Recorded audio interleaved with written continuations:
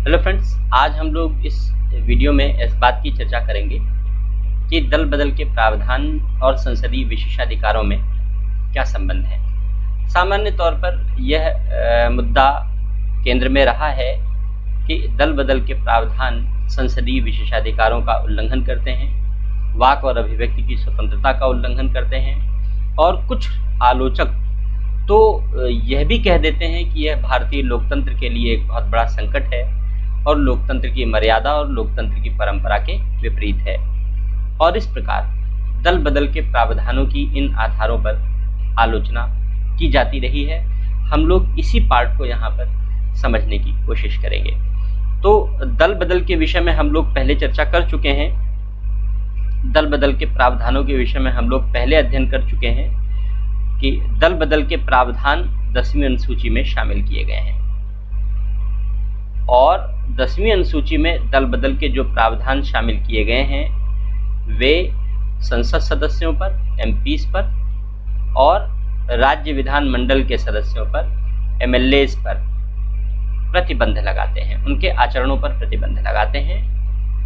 यह तर्क दिया जा रहा है कि एमपीज को जो अनुच्छेद 105 में, आर्टिकल 105 में और एमएलएज को आर्टिकल 194 में जो संसदीय विशेषाधिकार दिए गए हैं, 10वीं अनुसूची यानी दल बदल के प्रावधान उन संसदीय विशेषाधिकारों का विरोध करते हैं।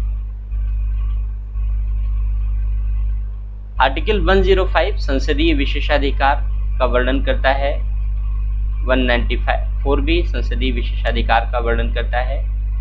इन दोनों अनुच्छेदों में सदन के भीतर सभी सदस्यों को वाक और अभिव्यक्ति की स्वतंत्रता दी गई है और इस वाक और अभिव्यक्ति की स्वतंत्रता का प्रयोग करते हुए सदन के भीतर कोई भी आचरण और व्यवहार करने की अनुमति दी गई है और ऐसे आचरण और व्यवहार पर अनुच्छेद 19(2) आर्टिकल 19(2) के प्रतिबंध लागू नहीं होते। तो आर्टिकल 19(1)(a) अनुच्छेद 19(1)(a) जो वाक और अभिव्यक्ति की स्वतंत्रता देता है, उस वाक और अभिव्यक्ति की स्वतंत्रता पर अनुच्छेद 19(2) रिस्ट्रिक्शन लगाता है। तो ये अंडर रिस्ट्रिक्शन है आर्टिकल 19(2) के, अनुच्छेद 19(2) के। लेकिन जब संसदीय विशेषाधिकारों की बात करते हैं तो संसदीय विशेषाधिकारों के लिए 19(2) के रिस्ट्रिक्शन समाप्त हो जाते हैं और वाक और अभिव्यक्ति की उन्हें पर्याप्त आज़ादी, पर्याप्त स्वतंत्रता प्राप्त हो जाती है। आलोचकों ने जिस आधार पर आलोचना की है कि 10वीं अनुसूची लोकतंत्र की मर्यादा का उल्लंघन है, वाक और अभिव्यक्ति की स्वतंत्रता का उल्लंघन है, उसे तर्क के आधारों पर उचित नहीं कहा जा सकता। यह तर्कसंगत आधारों पर उचित नहीं है। उच्चतम न्यायालय ने कि हो तो हालो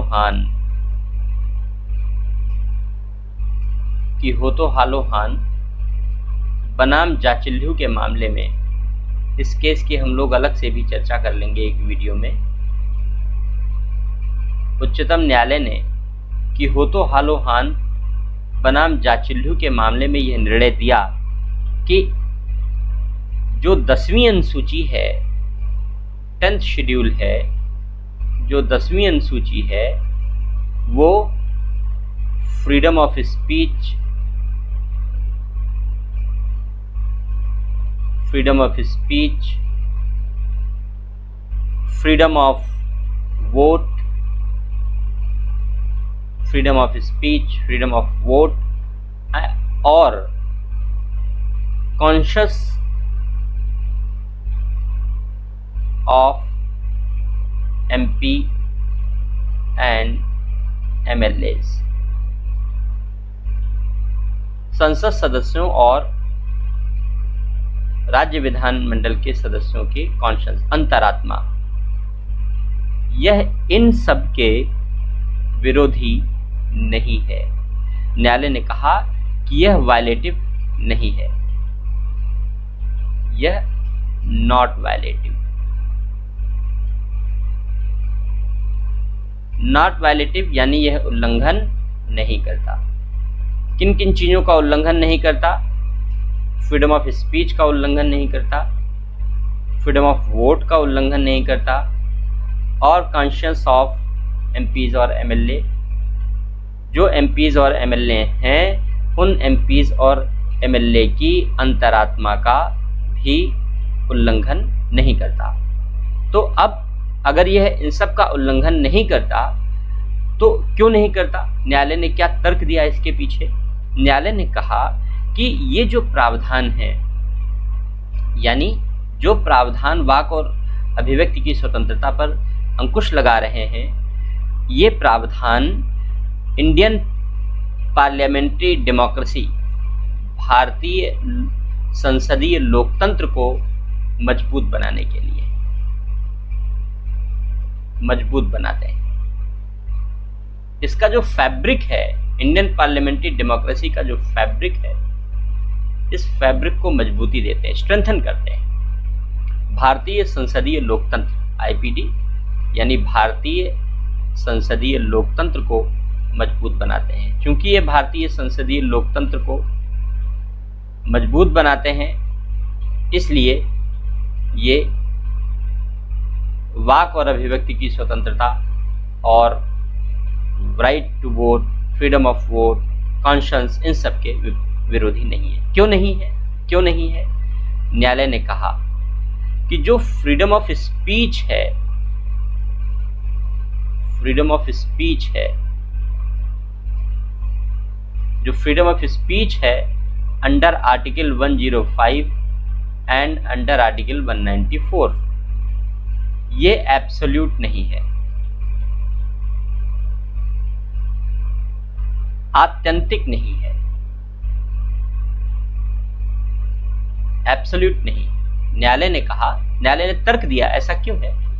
न्यायालय ने कहा कि जो फ्रीडम ऑफ स्पीच है अंडर आर्टिकल 105 और अंडर आर्टिकल 194 यानी संसदीय विशेषाधिकार हैं, वे अपने आप में एब्सोल्यूट नहीं है, आत्यंतिक नहीं है।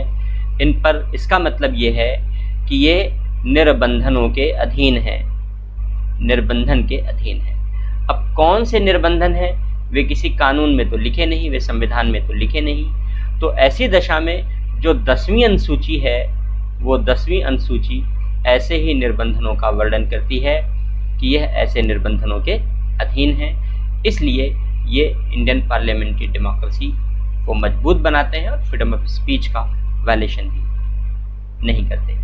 न्यायालय ने एक बात और कही, न्यायालय ने कहा कि ये जितने भी प्रावधान बनाए गए हैं, इन प्रावधानों का उद्देश्य, जो भी ये प्रावधान हैं, इन प्रावधानों का उद्देश्य जितने भी अनप्रिंसिपल्ड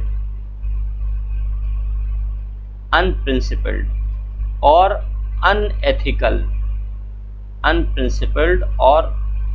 अनएथिकल पॉलिटिकल डिफेक्शन है, इनको रोकने के लिए बनाया गया है। यानी जो सिद्धांत विहीन है, जो भी सिद्धांत विहीन है और अनैतिक है, ऐसे दल बदल को रोकने के लिए इन प्रावधानों को लाया गया है। यानी अगर सैद्धांतिक दल बदल होता है, नैतिक दल बदल होता है, तो वह 10वीं अनुसूची में कवर नहीं होगा।